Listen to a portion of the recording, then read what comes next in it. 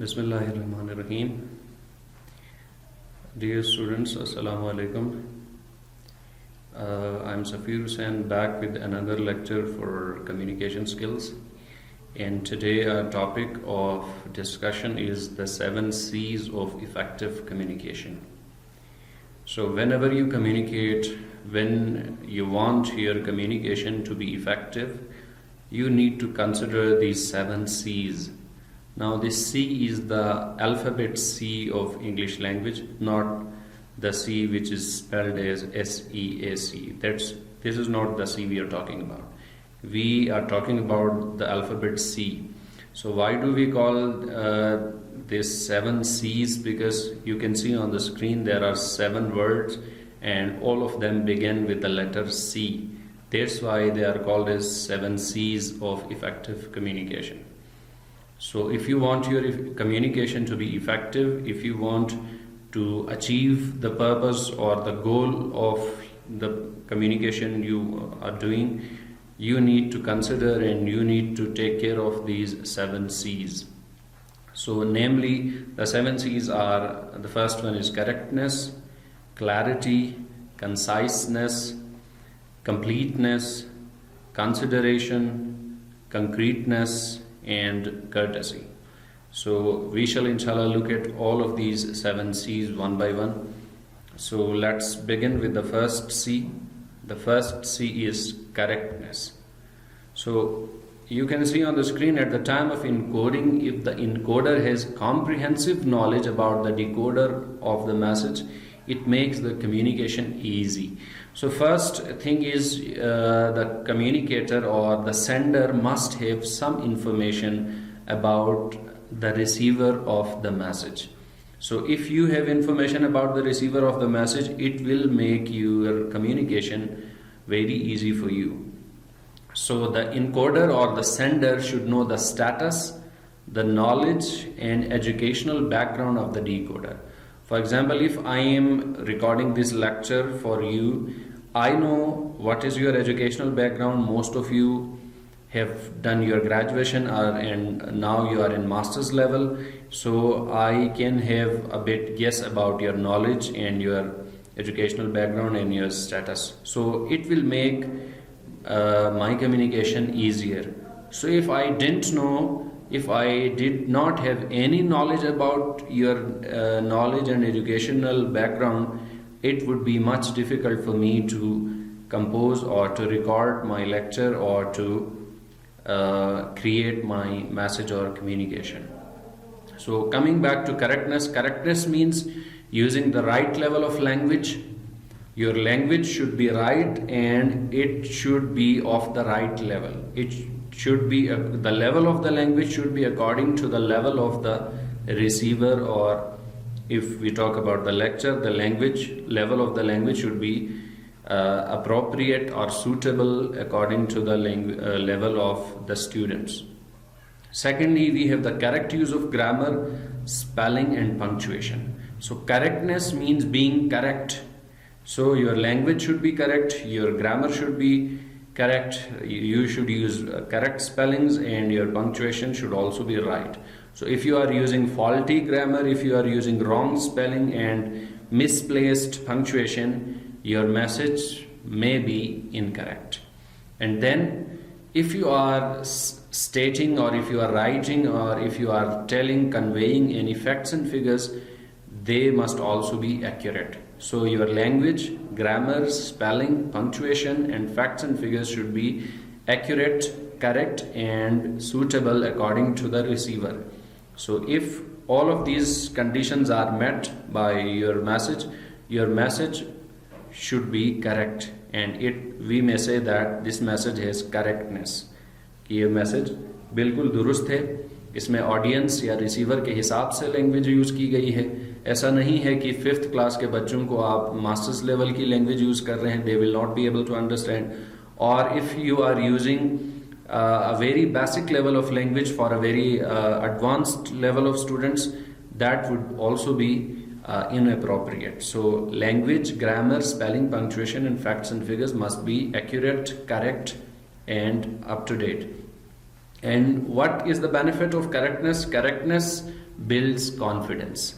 So if a person's message is completely correct, his language, grammar, spelling, punctuation, facts and figures are exactly and absolutely accurate, you will, or the person or the receiver will have confidence and trust in the sender that this person always gives correct information or his messages are absolutely correct. So it helps in building confidence, it helps in building trust on the sender. The second C is clarity. And clarity means being absolutely clear. So clarity demands the use of simple language and easy sentence structure in composing the message. So if you want your message to be clear, you have to use simple language and easy sentence structure. If you are using very complex language and very complex or complicated sentence structure, the reader or the receiver may not be able to understand it completely. So your message would be unclear, and whatever you would want to say, it would remain vague, and the person will not be able to understand your message. When there is clarity in presenting ideas, it is easy for the receiver or decoder to grasp the meaning being conveyed by the sender. So if your message is clear, so your ideas will be clear, your communication would be clear, and it will be very easy for the receiver or decoder to understand what you want to communicate to them.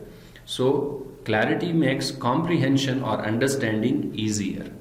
आप जब आपका message clear हो तो reader को या decoder को या receiver को आपकी बात, आपका आइडिया, आपकी इंफॉर्मेशन, आपका मैसेज समझने में आसानी होती है. So understanding becomes easier when your message is clear. The third C is conciseness. Conciseness saves time of both the sender and the receiver. So what does conciseness mean? Conciseness means avoiding wordy expressions, avoiding repetition, avoiding irrelevant details, avoiding unnecessary details. So if your message has no unnecessary detail, no irrelevant data, no repetition, no elaborate or wordy or long expressions, it would be concise. And conciseness will be, a concise message will be very easy to understand, and it will save the time of both the sender, the one who is composing, and the receiver, the person who is receiving. So how you can make your message concise? You have to use brief and to the point sentences. You should only include relevant material or relevant details in your message, and if you do that, your message would be concise, and conciseness saves time and effort and energy of both the sender and the receiver. आपने छोटी सी एक बात करनी है, उसके लिए आप बहुत लंबा चौड़ा मैसेज लिखेंगे. If you will give many unnecessary details, आपका वक्त भी ज़ाया होगा, and the person who is receiving the message, उसका वक्त भी ज़ाया होगा, and the message may become unclear as well. तो आपकी लैंग्वेज जितनी बेहतर होगी और जितनी ब्रीफ और टू द पॉइंट होगी, the message would be clear as well, and it will save both your time and the time of the other person. The fourth C is completeness. It is very simple. By completeness, what do we mean? The message must have all the necessary information you want to communicate to the other person to bring the response you desire. आप तमाम information देंगे, जो कुछ information आप चाहते हैं कि अगले को मिले, ताकि वो करे जो आप चाहते हैं. So if I want the students to create or make or write an assignment, I shall completely write all the details. I should say when they have to write an assignment, how long the assignment should be, what should be the topic of the assignment, and when they have to submit the assignment. अगर इनमें से कोई भी detail में छोड़ दूँ, मैं कहूँ असाइनमेंट बच्चों ने लिखनी है और मैं टॉपिक ही ना दूँ, तो मैं जो चाहता हूँ कि बच्चे काम करें, लिखें, वो जो डिजायर्ड रिस्पॉन्स है वो मुझे हासिल नहीं होगा. So the message should be complete. It must contain all the necessary information you want to convey so that you can get the response you want. So the sender should answer all the questions with facts and figures, and when desirable, go for extra details. So you have to only give extra details when it is desirable. जब आपको ज़रूरत महसूस हो तभी आपने extra details देनी. Otherwise if you include extra details, your message will not be concise. So if the message is complete, it will bring the desired response. The fifth C is consideration. Consideration means to consider the other person, to consider or to think about the receiver. So consideration demands to put oneself in the place of receiver while composing a message. So you have to put yourself in the shoes of the other person. You have to put yourself in place of the other person and think how will he receive or how will he understand the message you want to communicate to him. So you have to emphasize positive pleasant facts. You have to stress on positive facts so that the other person will get it easier, will understand it easier, and with a positive attitude. You have to visualize or you have to imagine the reader's problems or the problems of the receiver so that you may create or you may make your message according to the receiver. You have to imagine or you have to consider the desires of the receiver, his or her emotions and response as well. तो आपने अपने आप को अगले शख्स की जो receiver है उसकी जगह पर रखकर सोचना है कि मैं ये मैसेज भेजूंगा तो अगला बंदा उस मैसेज को कैसे रिसीव करेगा, क्या समझेगा उसको, what can be his problems, emotions, response, etc. For example, if I demand an assignment from my students and if I give the time of only a single day for submission, my message would be अनकॉन्सिडरेट. मैं ये कहूँगा कि मेरे message में consideration नहीं होगी because I have to place myself in the shoes of the students. मुझे student की जगह पर खुद को रख कर सोचना होगा कि अगर मैं वहाँ होता और मुझे सिर्फ एक दिन के टाइम पे असाइनमेंट करनी होती तो मेरे लिए क्या क्या प्रॉब्लम्स होती और मेरा क्या रिस्पॉन्स होता. तो ज़्यादातर यही रिस्पॉन्स होता कि स्टूडेंट असाइनमेंट करते ही ना या कर ही नहीं पाएंगे, तो मेरी कम्युनिकेशन का जो पर्पज़ है वो फेल हो जाएगा. So you have to consider the receiver, and consideration means understanding the human nature, because humans have different problems, they have different desires and emotions, and their response may be different according to their own nature. So you have to consider the other person as well. The sixth C is concreteness. Generally concrete means solid, something very solid, something definite, something specific. So your message should also be definite, vivid means clear, and specific rather than vague, obscure and general. Your message should be very much specific. It should not be a very generalized and vague, confusing sort of message, and the other person will not be able to completely understand your point.